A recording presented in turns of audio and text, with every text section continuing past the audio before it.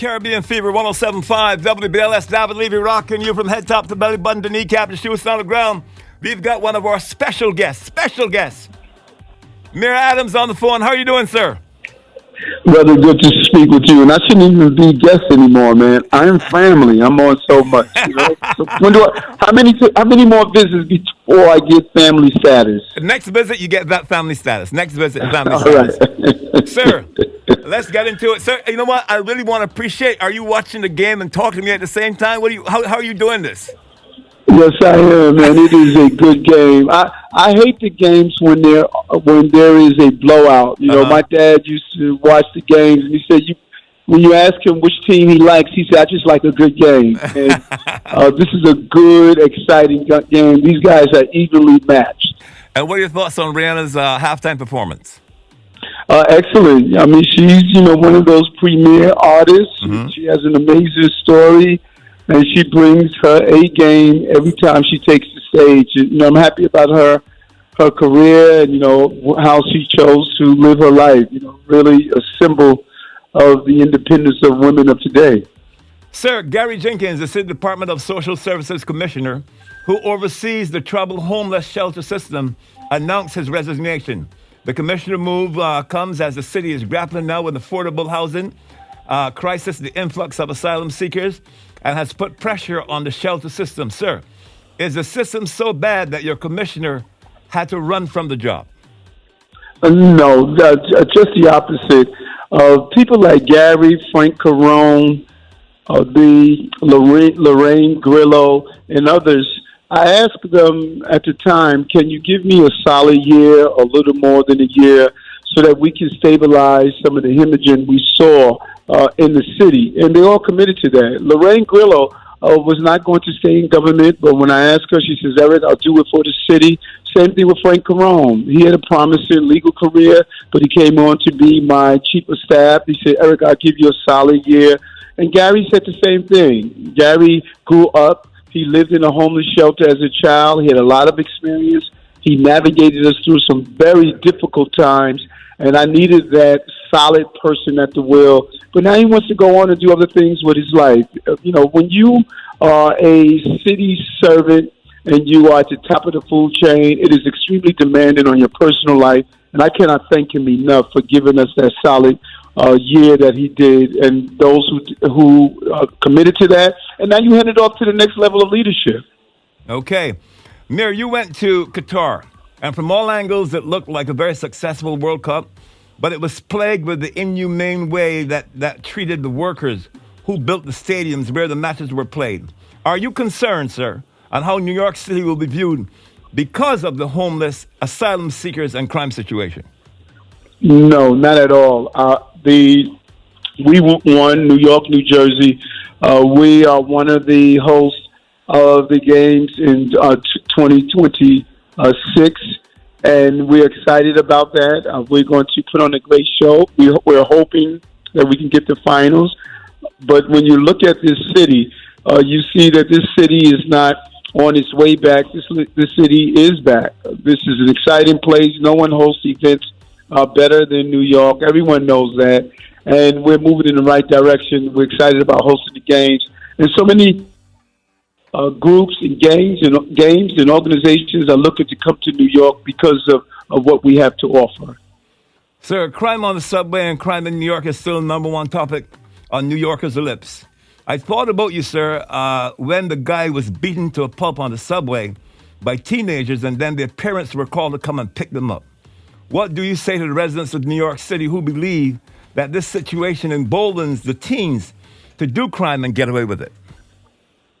I share that belief. I'm a little bit old-fashioned. We need to learn real messages on how to have the level of common decency. And I believe some of the laws that we have in place, they're sending the wrong message, not only here in New York, but across the country. To have someone assaulted or to have someone robbed or shot, we need to be very clear on not only how we treat those who commit a crime in a humane way, but we need to start looking after the New Yorkers who are doing the right things and they're the victims of some of these crimes. I'm talking about it over and over again, Dahved. We have a revolving door system of catch, release, repeat. Many of the individuals who are participating in this criminal behavior, they have long criminal records, and it's just unfortunate. And we need to zero in on those extreme recidivists.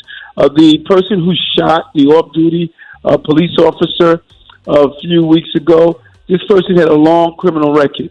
You find it over and over again, and that is what we need to zero in. We believe there's about 1,700 people who are committing a disproportionate amount of the crime in our city, and we need to make sure that when we apprehend them, that they are not allowed to go back on the streets and repeat their violent offenses. So I think some people might say, sir, they're very concerned about the youth, about that who are participating in these crimes and feel that because of their age, they can get away much easier. And that was something that those of us who are old enough, we can remember during the 70s and 80s, those who preyed on young people by having them carry drugs because they knew the young person would not get charged with a serious crime. That is allowing them to be exploited. And you're seeing that with guns. A young person who's caught with a gun, if it's not publicly exposed, they are treated differently. We need to really examine these laws to make sure that we are not incentivizing adults to exploit the behavior of children. We have witnessed over the last few years a substantial increase in young people committing crimes and young people who are victims of these crimes.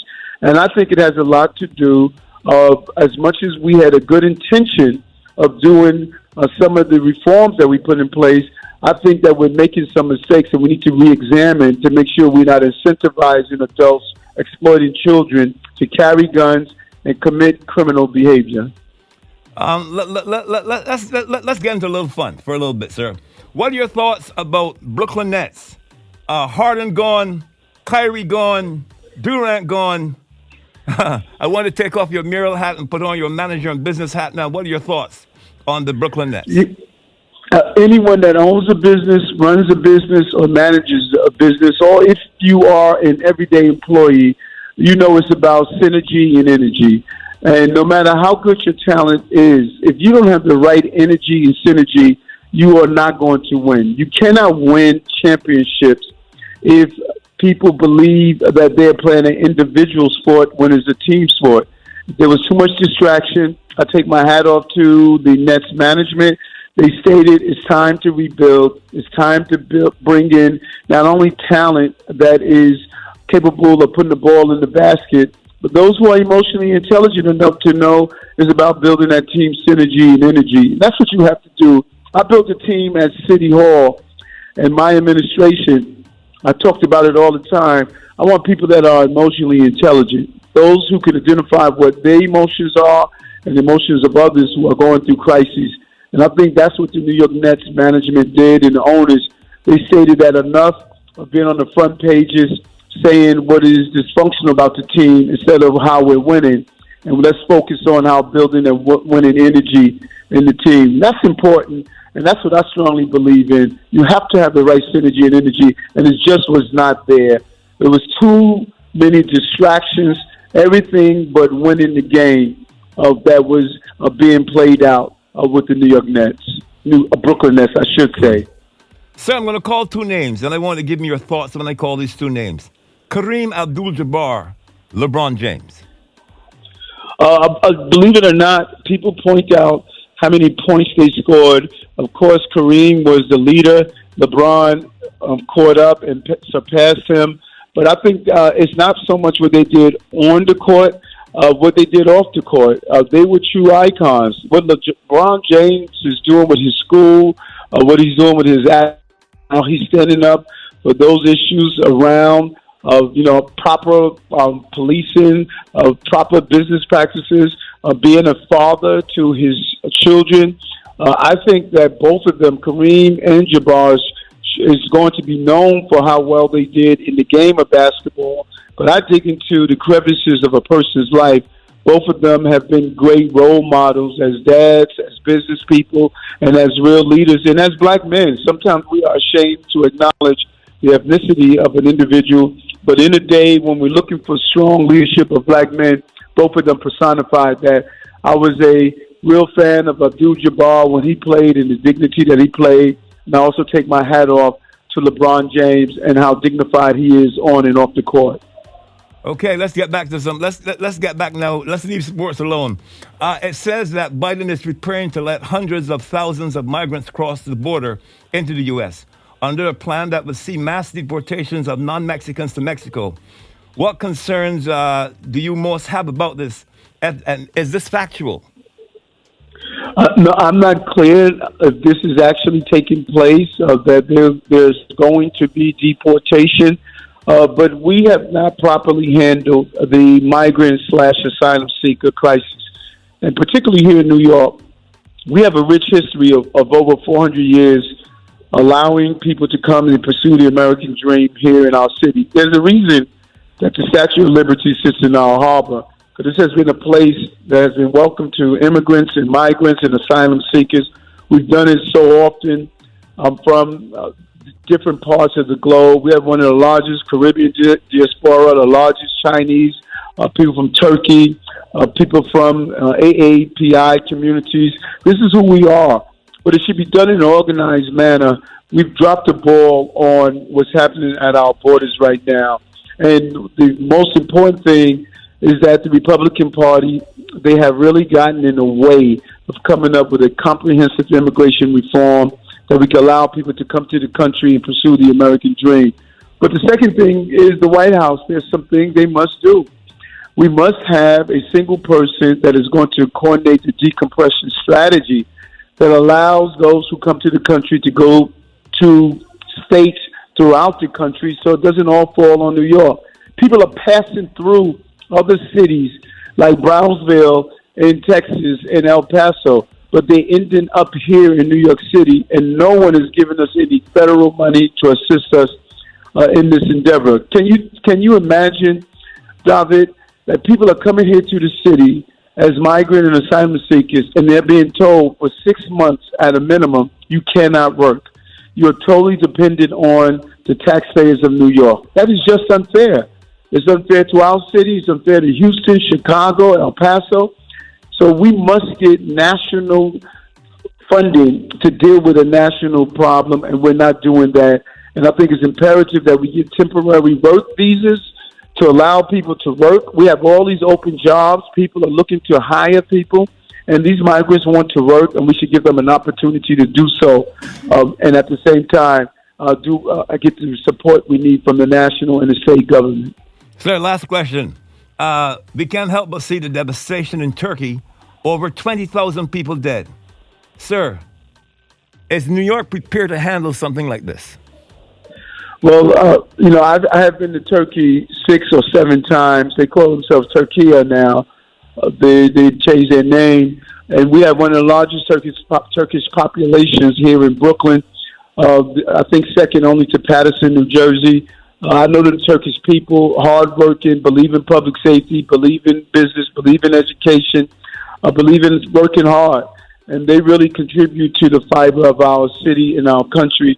And my heart goes out to the family members. This is one of the largest tragedies, natural tragedies in over 300 years. So it's really impactful. I stood with men and women from the Turkish community last week at one of the mosques. And I'm really calling for all of us to stand up and give whatever support that's necessary. They need some basic items that, the families and children are missing. When you look at those numbers, it's devastating. These natural disasters can impact the country in a very real way. My goal is to be there for them. And as we always done, the city will be there for them. This is what we did when Haiti went through a natural disaster such as an earthquake. We've done it with other countries, and I'm hoping we do the same with the people of Turkey. Wow, sir. Last any views before we go? You've got the last call. Yes, I spent some time the other day, as you know, Dahved. I spent the night in the homeless shelter on one of the coldest days of the year, and I spoke to the young men and women that were there. And of the Saturday yesterday, I was at a location giving out food and clothing, and every Wednesday at 9 p.m., I'm on 34th Street between 7th and 8th Avenue, feeding people who are homeless. Not only that, I'm Every Wednesday, every Wednesday. every week, every Wednesday between at 9 p.m. And so I say that to say is that when I leave those events, if it's either sleeping in a shelter or if it's either giving out clothing to people or feeding people, I leave feeling better about myself. I am a Christian, and giving 10% is not only what you tithe and offer on Sunday, but 10% of our lives should go back to helping people. I'm asking New Yorkers to just donate 1 hour a week. 1 hour a week. 8.5 million people donating 1 hour a week to helping people. It could be someone in a homeless shelter, a senior center, a domestic violence shelter. It could be tutoring a child that's learning how to read. It could be showing someone financial literacy, or it could be just sitting with someone and praying with them. We should just donate an hour a week to doing something for someone. And trust me, you'll come away realizing that investment is more for you than it is for them. You'll feel a better person in the process. Sir, you're a man of class. You know what? You got your big game going on, but you still took time out to talk to us. We do appreciate that. Always, brother. If you're not rocking you, then you're not in the game at all.